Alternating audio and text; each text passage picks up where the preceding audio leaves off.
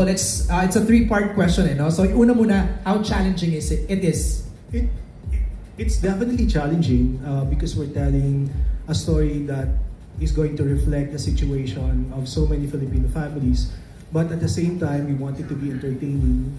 And at the same time, siguro, more than anything, my concern was, how do I help Meme embrace the character in a way that she's also going to feel very comfortable, because she confessed this to me, and I know that from the very beginning, meron siyang hesitation, meron siyang fears that she's going to be working with this brilliant cast of dramatic actors, and she's going to be involved in a lot of intensely dramatic scenes.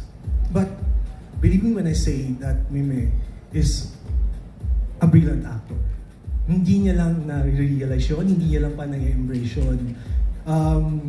And kasi paniniwala ko, and this is something I always say in my workshops, when you witness a comedian cry, is also the time that you witness true devastation.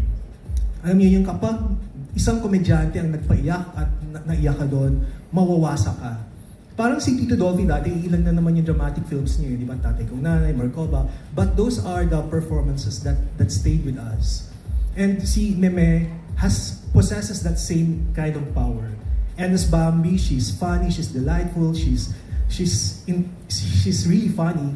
But at the same time, she's also heartbreaking and affecting. And to be able to balance those extreme emotions, it's no joke, hindi madali yun. And I can honestly say that Vice Ganda delivered and accomplished it with absolute mastery. Pero Vice, ang tanong, were you scared to get out of your comfort zone? I wasn't scared to get out of my comfort zone. I was scared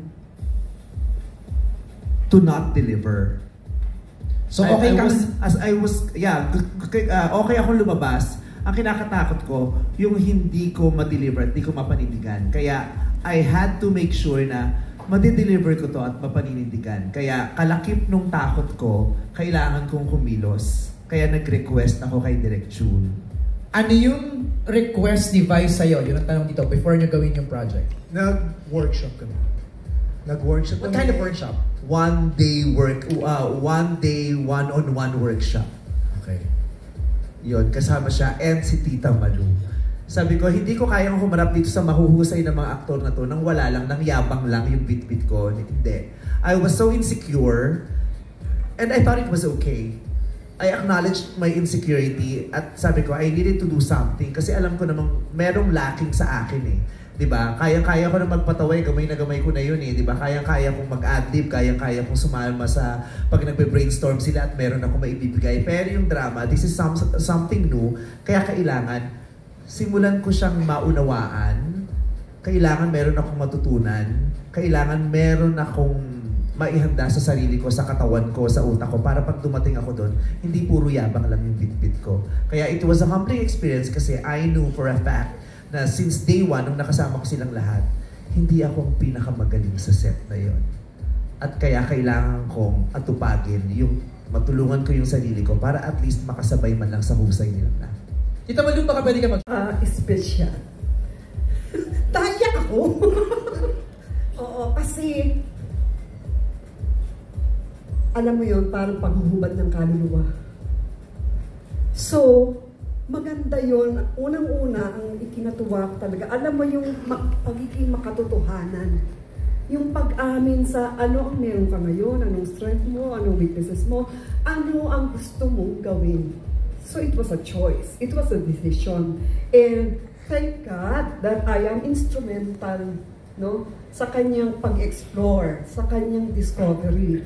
At yun, ramdam ko talaga yung kailangan kasi yung kaibuturan, yung honesty, kasi lahat naman dyan kailangan manggaling sa isang katotohanan. Lumabas yun. So, doon talaga nabuksan siya kung madali yung comfort zone. Then, it became uncomfortable kasi may uncomfortable moments sa workshop. Pero, na-transcend. nalampasan at nakikita natin at sa tulong din syempre andun din si Direk yung yung path na nagabayan ng mahusay ng malinaw, mahusay at buong damdamin at totoo. At alam ko, nagtagumpay talaga sila. At makikita nyo yan. Pagdating ng Pasko, yung revelasyon na yan. Nice! Sa bagong Vice, ganda. Kaya ang sarap din ang swerte ko kasi bago pa gawin yung pelikula, nandun na si Direk at saka si Tita Malu to equip me bago ako magsimula. At sobrang laking biyaya na hindi lang ko siya kasama bago gawin, kasama ko siya habang ginagawa kasi nasa cast siya. So nandun siya to guide me all the way para abangan yung mata ko, abangan yung kinikilos ko, abangan. So nandun siya, kaya napakaswerte ko. At ang swerte ko rin na siya yung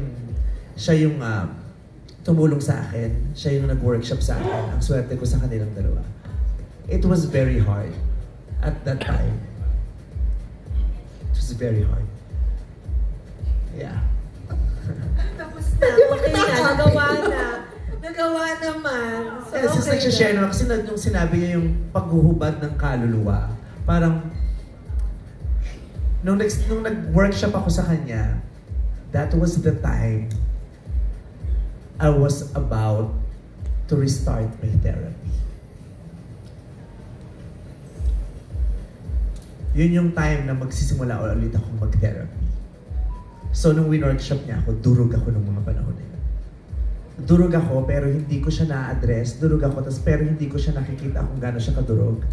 Natulungan nila ako dun sa workshop. Kasi nailabas ko yung mga nasa sa loob ko na nandito lang, hindi ko napapakawalan kasi hindi ko alam kung paano.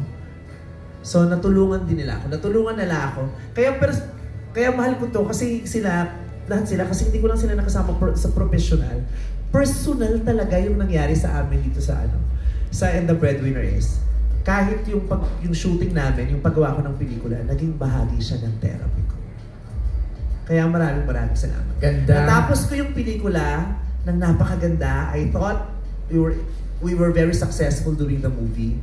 And also, naramdaman ko na ang successful ko din na nagawa ko yung therapy ko habang ginagawa ko yung pelikula ito. Parang pareho ko siyang napagtagumpayan. Kaya thank you, Lord. Thank you!